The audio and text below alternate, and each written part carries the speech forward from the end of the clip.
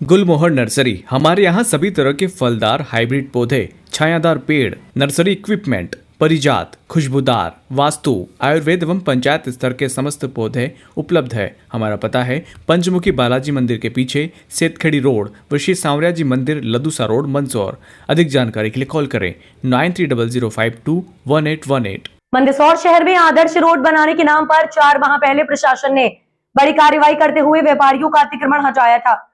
इस दौरान दुकानों के बाहर बने प्लेटफॉर्म और सीढ़ियों तक तोड़ दी गई, लेकिन 4 महीने बीत जाने के बाद भी आदर्श रोड का काम अधूरा पड़ा है और व्यापारी आज भी सिर्फ वादों का झुंझुना ही सुन रहे हैं। कार्यवाही के दौरान प्रशासन ने दसपुर कुंज के बाहर लगे ठेले भी हटवा दिए थे। वहीं महारानी स्कूल के बाहर वर्षों से फूलमाला और अन्य सामान बेचकर रोजी रोटी चुराने वाले छोटे व्यापारियों को भी वहां से हटा दिया गया। हैरानी की बात यह है कि इन सभी को हटाने के बाद आज तक उन्हें कोई वैकल्पिक जगह उपलब्ध नहीं कराई गई, जिससे उनका रोजगार पूरी तरह से प्रभावित हो गया है। शुरुआत में अधिकारी ने बड़े बड़े दावे किए थे कि आदर्श रोड बनने के साथ ही व्यापारियों के लिए भी व्यवस्थित व्यवस्था की जाएगी, लेकिन समय बीतने के साथ ये दावे खोखले साबित होते नजर आ रहे हैं। अब जबकि काम दोबारा शुरू हुआ है तो ये भी स्पष्ट नहीं है कि काम कब तक पूरा होगा।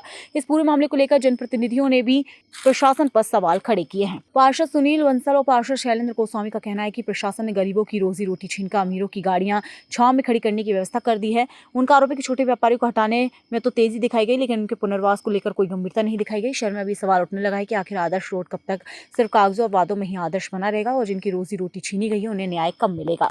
के नाम पर शहर की जनता काफी परेशान हो रही है, क्या कहना है? मेरा आपके माध्यम से ही कहना है कि जिस तरीके से कलेक्टर महोदय ने और नगर पालिका का अमले ने यहाँ से लेके पड़तावगढ़ पुलिया तक, इधर आप बीपीएल चौराहे से आगे तक आदर्श रोड को लेके अतिक्रमण को हटाया भी है और जगह जगह खुदाई भी कर दी। आप देखिए कि आदर्श रोड का जो वास्तविक स्थिति है, ये जो जनप्रतिनिधि है नगर पालिका के, उनको भी पता नहीं कि क्या है, जबकि काम पीडब्ल्यूडी विभाग का है। पीडब्ल्यूडी विभाग को इसका अतिक्रमण हटाना चाहिए, उन्हीं को इसका निर्माण करना। कोई प्लानिंग तैयार नहीं, कब काम चालू होगा, कितने दिन में पूरा होगा, ऐसा इसका कोई विवरण नहीं है। आप यही आदर्श रोड अगर मान लो कलेक्टर महोदय जिस रोड से गुजरती है उस मार्ग पे अगर खुदाई होती तो इसका तुरंत कार्य होता, क्योंकि कलेक्टर महोदय की नज़र रहती। कलेक्टर महोदय सिर्फ एक दिन आए, बड़ा हॉस्पिटल से लेके गांधी चौराहे तक घूमे और आदर्श रोड का निर्माण खुदाई चालू हो गई। खुदाई चालू के होने के बाद क्या प्रशासन अधिकारियों की और कलेक्टर महोदय की या उनके संबंधित अधिकारियों की जवाबदारी नहीं है कि मौके पे जाके देखे क्या समस्या हो रही, लोग गिर रहे हैं, महिलाएं गिर रही। अभी भारत माता चौराहे पे एक महिला का पाँव फ्रैक्चर हो गया। तो इस तरीके की जो घटनाएं हो रही है जनता के साथ, उसकी तरफ कोई ध्यान देने वाला नहीं। और नगर पालिका तो फ्री में गालियाँ खा रही जनता की, जबकि नगर पालिका का इस आदर्श रोड से कोई लेना देना ही नहीं है। लेकिन करेगा कौन और भरेगा कौन? करने वाले तो एसी के रूम में बैठे और गालियाँ सुनने वाले रोड पे हम जैसे जनप्रतिनिधि घूम रहे हैं। जनता हमको गाली दे रही कि आप नगर पालिका में क्या कर रहे हो।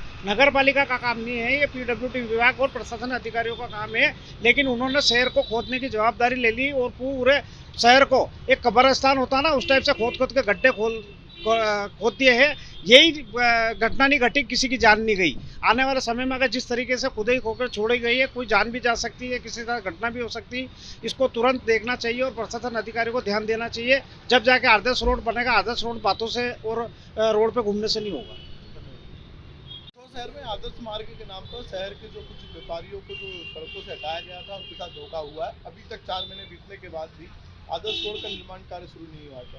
देखिए, आदर्श रोड हमारा कहना है शहर में आदर्श रोजगार होना चाहिए। ये बात मैंने 4 महीने पहले जब प्रशासन ने और नगर पालिका परिषद मंदसौर के अध्यक्ष का कहना है कि हमें इस बारे में कोई जानकारी नहीं है, उक्त काम हो रहा है उसकी जानकारी उनको नहीं है।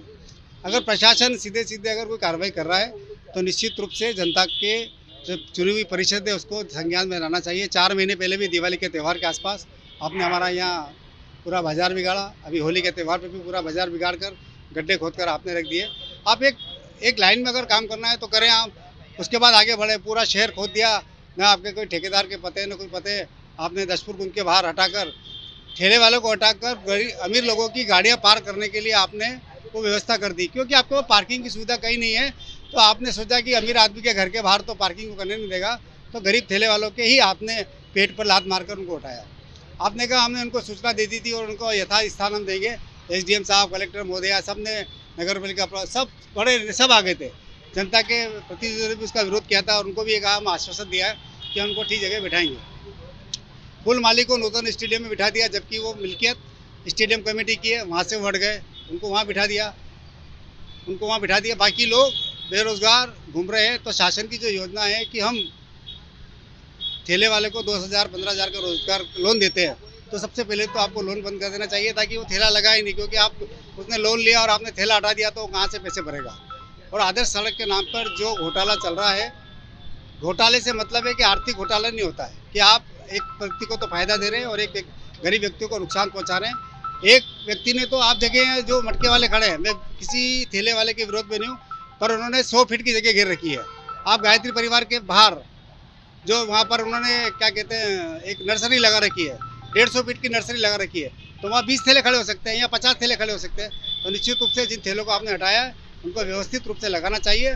मेरा ये कहना है कि गर्मी का समय आ गया है, गन्ने की चरखी और हमारे यहाँ पर मंदसौर शहर के अंदर जो 16 शिकंजी की दुकानें लगती है, उनको शाम को 7 बजे बाद जहाँ जहाँ वो लगते थे उनको परमिशन देनी चाहिए, ताकि नगर पालिका का भी हित हो, उनको राजस्व मिलेगा और जो लोग बेरोजगार हैं उनको भी रोजगार मिलेगा। इस बात के लिए निश्चित रूप से कलेक्टर महोदय को बड़े दिल से निर्णय लेना चाहिए। महोदय आप यहाँ हो 3 साल हो 4 साल हो, तो यहाँ की गरीब जनता कम से कम आपको दुआएं दे, इस प्रकार का काम आप करके जाएं।